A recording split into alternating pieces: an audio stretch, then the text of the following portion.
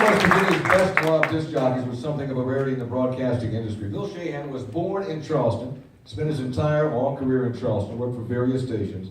He never had to move out of the state to be successful. He loved Charleston, and truly the radio audience of Charleston loved him.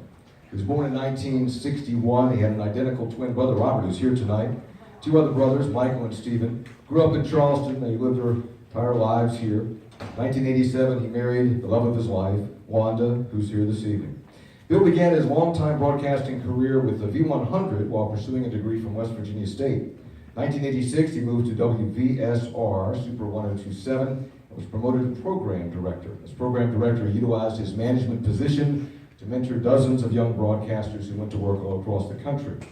Not only was Bill active and vibrant in radio, he was also generous with his time in the community. He benefited the capital city, and in fact the entire Mountain State, through promotions such as Toy Mountain, the yearly program that collected toys to be distributed at Christmas by the Salvation Army. He did Labor Day telethons, raised money for muscular dystrophy, and many other charitable events. He also took time out to DJ any number of events, weddings, birthdays, retirement parties, other undertakings, and usually asked a fraction of what his normal pay would be. After leaving VSR in '99, he returned to V100 as program director, then moved to the morning show on The Beat, was program director there for 3 years. Then he went to WKWS, The Wolf, then KAZ, and while at VAF, he had the opportunity to travel to St. Jude's, the research hospital there, and meet children and families who were receiving treatment. His passion and love for people was undeniable.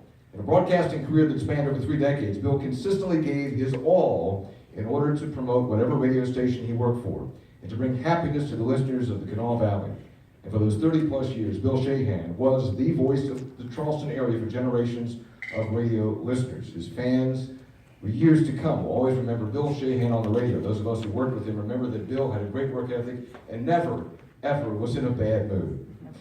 Sadly, August 25th, just 23 days before his induction to the West Virginia Broadcasting Hall of Fame, Bill passed away after a battle with cancer.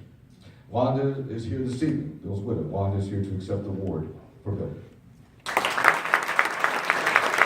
Yeah!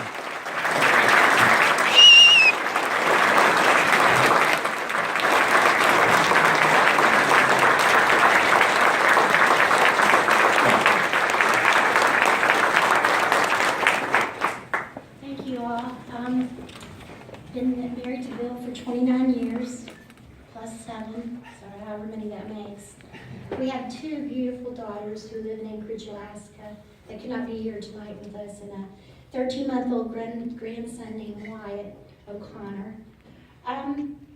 Bill did get the notice in the mail, a letter that he was being inducted into the Hall of Fame, and he was very honored, very happy. About 3 days after his passing, I was going through some envelopes, and I found where he wrote on a little sticky pad, September the 17th, Radio Hall of Fame, and I knew he was trying his best to be here tonight with us. Although he's not here physically, he's here in our spirits and in our hearts. I just wanted to say also that the 30 years he was in radio, he lived and breathed radio. Although his family, myself, and our kids were his true love, I know that radio was his second true love. He loved it. It was a part of him. He enjoyed the whole aspect of going to concerts, meeting artists. If you all could just imagine how many artists we met. We went to New York City, and the one I can remember the most, we went to the Steven Tyler's 9 Lives concert with a premiere just for 3,000 people, and it was amazing. And one day he came home from New York or Chicago, can't remember, and he said, Londa, I met this artist. She's awesome. She's going to be a big star one day.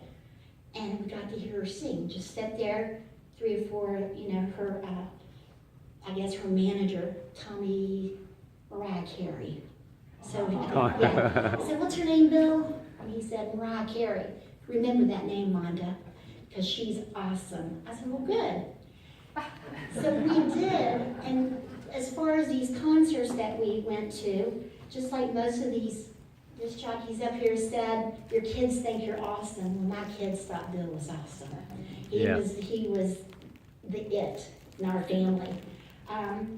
We also got to meet John Bon Jovi, and my daughter was 3 years old, and we were backstage in Pittsburgh, and I had her on my hip to meet John Bon Jovi, and Pat Benatar, Bob Seger, Kenny G. It's just these, and you know, and Bill, that was his job. And then I'd like to also want to thank all of the folks that helped him get to where he was today. And just like Spencer said, he said, you know, it takes everybody in radio, the audience, the GMs. Mr. Mike Buxer was his general manager at West Virginia Radio, who he looked up to. Jack Alex, I know some of you all know some of these people that I mentioned. He was the general manager at Bristol Broadcasting. Tom Collins, we learned a lot from him, but he was a great guy. He just took it by, you know, with everything he had to do the best that he could, and he just loved it. And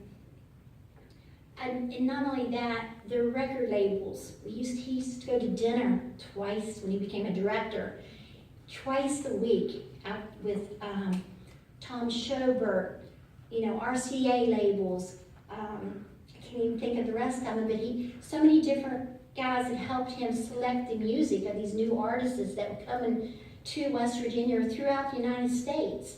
And he was the first to listen to their music and say, we're going to play it here in West Virginia, or no, we're not going to play it here in West Virginia.